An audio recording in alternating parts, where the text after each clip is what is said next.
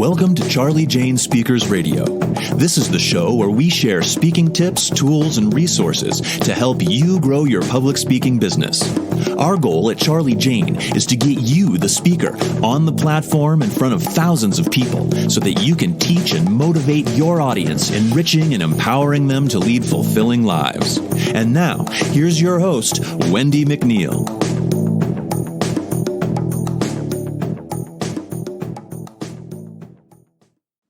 Hi there, it's Wendi McNeil here with Charlie Jane Speakers, and thank you for tuning in to today's podcast.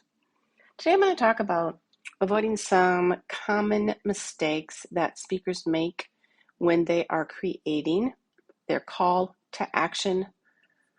It's going to be a great podcast, but first I want to welcome you over to our free Facebook group. It is called Grow Your Speaking Business. Grow Your Speaking Business. It is a fantastic group. We have speakers in there that are just thinking about starting. We have speakers that have been in for a few years, and we have some in there that have been in the business for 20 to 30 years. So you will get a lot of help, tips, resources. Everybody is very willing to help each other. It's an amazing group. So hop on over there. It is called Grow Your Speaking Business. You can also find us by going to www.speakingbizcommunity.com. That will also get you over there. You need to put the 3 W's in front of it. www.speakingbizcommunity.com will also get you to our group. Okay, on to today's podcast. Avoid these 5 common speaker call to action mistakes. Call to actions, or CTAs as they are more commonly referred to, are a vital piece of your marketing puzzle. Their job is to nudge your potential clients into taking that journey I talk about all the time. You want them to take that journey with you.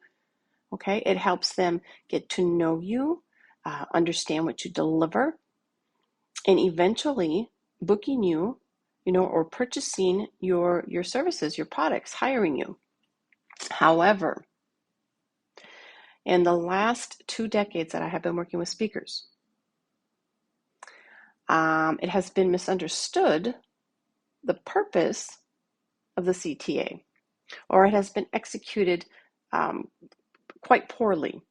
So with that in mind, what I've done is I have put together a quick guide, and it's really going to help you avoid the most common mistakes that I see speakers making with their CTAs, okay, with their call to actions. So number one is sending prospects straight to a sales page or a booking page. You know those websites that you get to, and I get to them often, and I open it right there on the top above the fold.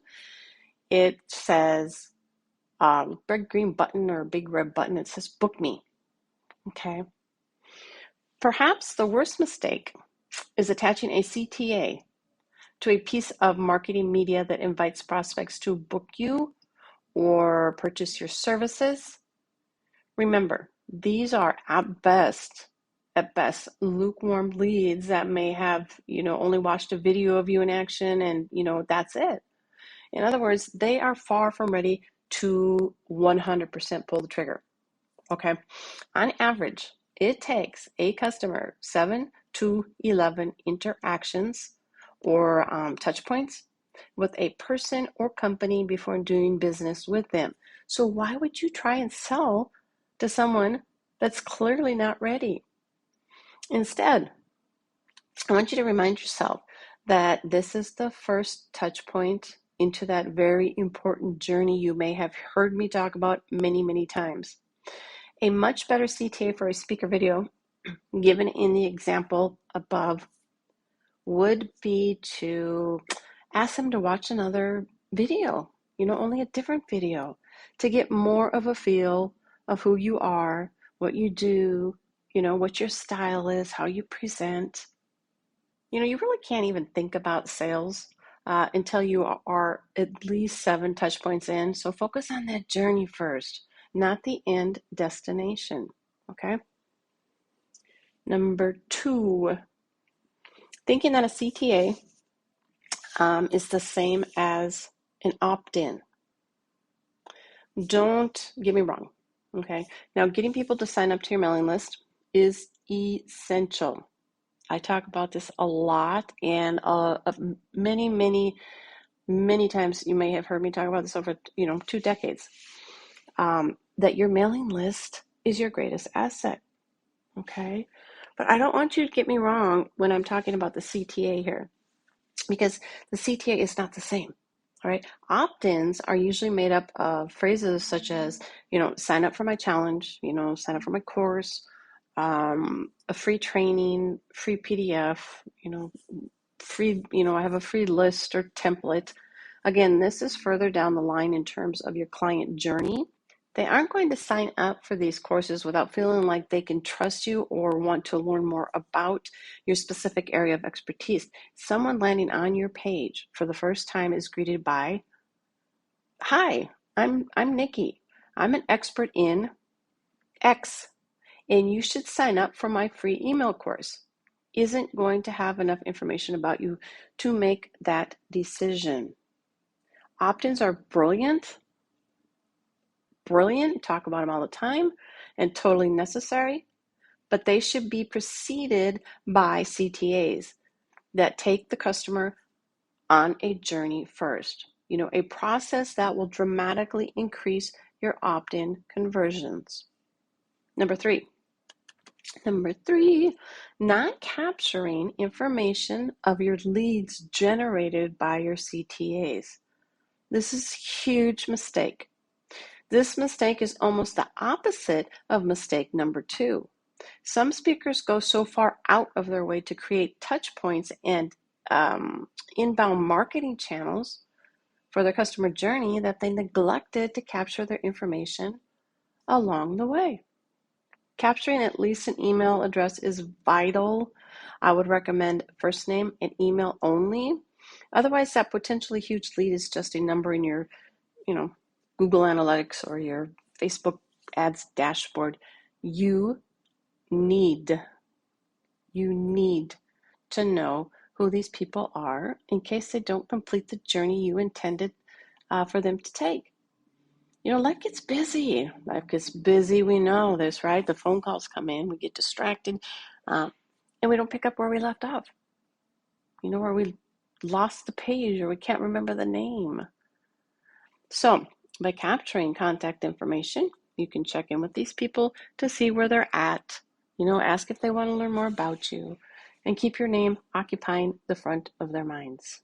Number 4, only having CTAs in one place.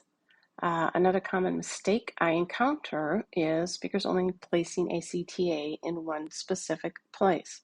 For instance, they will create an incredible, let's say, speaker video, complete with an excellent CTA. However, their website, social media profiles, and their planner page don't have a single CTA between them. You need a well-crafted CTA on each of your respective inbound marketing channels, preferably linked to that specific channel your potential discovered you on, right? For instance, invite the viewers to watch more videos of you in action for a speaker video CTA. For your Facebook profile, why not invite your followers, to take a look at your LinkedIn profile, where you use the platform to post like thought leadership articles. Each CTA should be designed to take your prospect on a multi-step journey.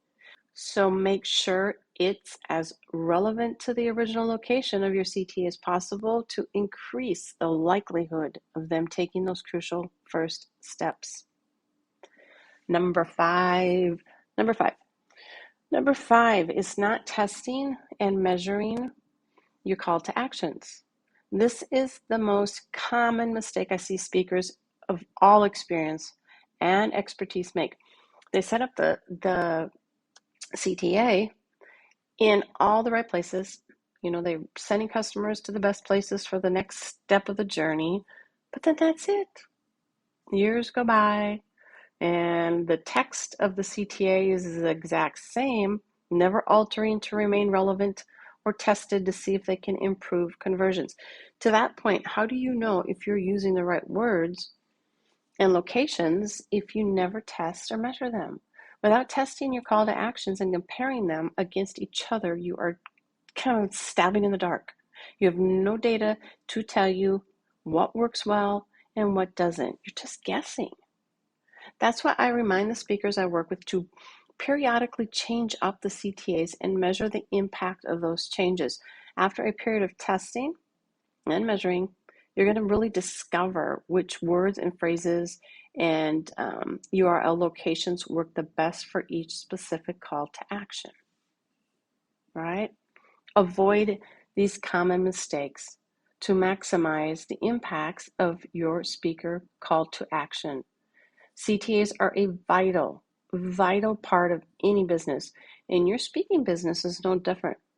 By avoiding the most common mistakes I just talked about, you can ensure that your call to actions are securing high quality leads from your website, from your social media profiles, from your speaker videos, and any other inbound marketing channels that you may use.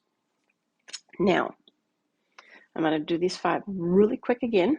I want you to jot them down. And if you have a call to action in place, I want you to go take a look at it and examine it a little bit and see if you can maybe make some tweaks or see if you're making any of these mistakes. Number 1 was sending prospects straight to a sales page or saying, hey, book me now. Number 2 was thinking that a CTA is the same as an opt-in. It is not. Number 3 is you're not capturing the information of your leads that are generated through your call to actions. Number 4 was only having CTAs in one place. And number 5 was not testing and measuring your CTAs. Okay, now, if you want to learn more about crafting the perfect call to action, you can hop on over, as I mentioned at the beginning of the podcast, to our free Facebook group. It's full of experienced speakers who are already nailing their call to actions and swapping hints and tips on best strategies, to take your potential client on that meaningful journey. So hop on over there. Again, you can get there by going to www.speakingbizcommunity. We'll get you over there. And I look forward to seeing you over there. And that is it for today's podcast. And if you have a few minutes, I would love a review. This will really help me out. And if you found this podcast helpful, please be sure to share it with your friends and colleagues. Thanks for listening in.